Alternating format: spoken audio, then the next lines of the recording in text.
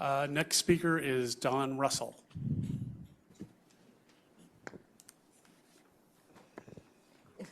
I remember everyone said I yelled the first time I spoke into the mic. Is it okay? Yeah. Okay. I'm Don Russell with the DAPT. At the September 10th, 2025 OSS meeting, I told you, don't even think about dedicating Civic Center Station in Wade's name if you don't heed our words. We won't tolerate policies which are actually restrictions on our freedoms. I meant it then, and I mean it now. Speaking on behalf of ADAPT and Wade Blank's daughter, Caitlin Blank, this letter was sent in good faith. We are still waiting on a response. Dear RTD Board of Directors, we write jointly as Caitlin Blank's daughter, we're going to get to start over. I've got a minute 55. We write jointly as Caitlin Blank, daughter of Reverend Wade Blank, and ADAPT Colorado, the disability rights organization that he co-founded. As Reverend Wade Blank's daughter, I state clearly that I do not grant permission for my father's name to be used on any RTD property at this time. My family was never consulted before RTD moved forward with this proposal. Let it be clear, renaming Civic Center Station after Wade Blank right now is not an honor. It is a publicity stunt.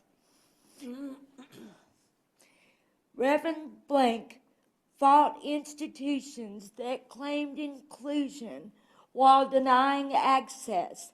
RTD is doing exactly that. Despite overwhelming public opposition right here in this room, legislative concerns with 7A, and extensive testimony, RTD has proceeded with cuts on access on demand, excluding the very riders it is meant to serve.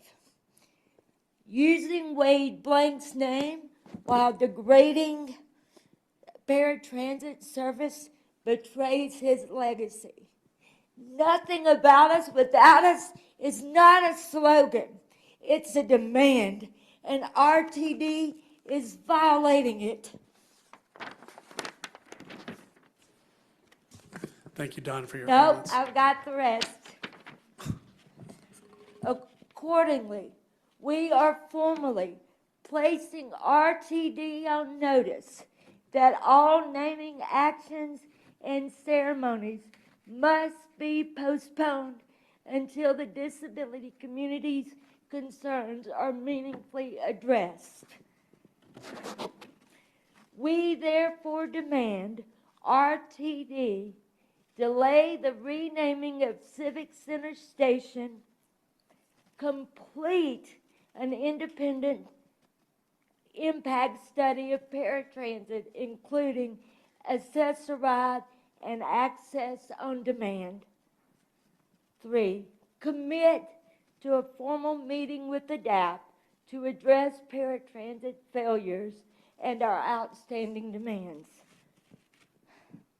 Proceeding now signals that RTD values optics over access and ceremony over compliance. The very mindset Reverend Blank spent his life opposing.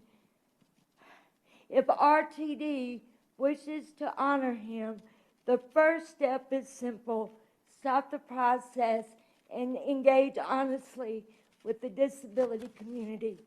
Sincerely, Caitlin Blank, daughter of Reverend Wade Blank, Colorado ADAPT.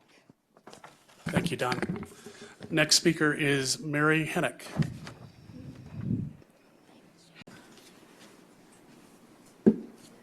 Hi, my name is Mary Hennick. I'm a disability advocate. As you know, ADAPT withdrew its recent lawsuit against RTD. Let's be clear, that decision was not made because harm was stopped. It was not made because RTD fixed anything.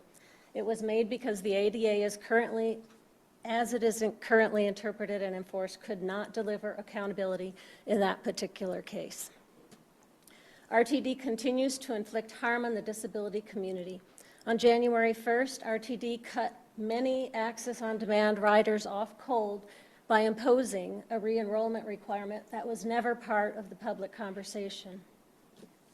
By RTD's own survey data, more than 80% of paratransit riders are low income, yet far fewer are enrolled in the LIVE program. Why? Because the application process itself is another barrier. RTD keeps creating hoops, then blaming riders for not jumping through them. Access on Demand matters because Access-a-Ride is failing. RTD is not meeting federal performance expectations required by the FTA. This is not new. The Paratransit peer review issued on May 24th documented compliance gaps both in reporting standards and service delivery. RTD has also violated Colorado's Open Records Act by failing to respond to core requests within legally required timeframes. Records were delayed, routed through legal review, and only produced after significant obstruction. That is not transparency, it is concealment. Through that delayed core response, I want to formally alert the board to what RTD's own data shows. RTD's internal reports and National Transit Database compliance submissions document repeated provider-caused missed trips and excessive ride times across the paratransit system. These are not isolated incidents. They appear across days, jurisdictions, and trip types. Under ADA standards, there is no acceptable quota for missed trips or excessive ride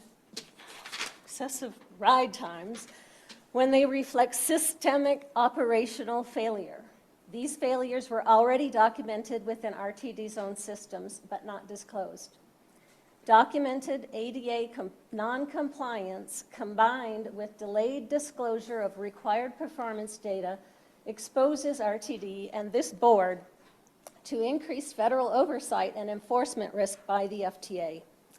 And that brings me to your role. As board members, you have a fiduciary duty to this agency and to the public.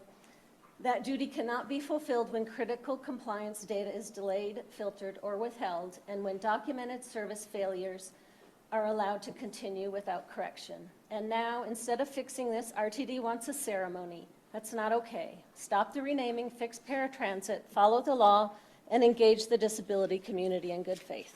Thank you. Thank you for your comments, Mary.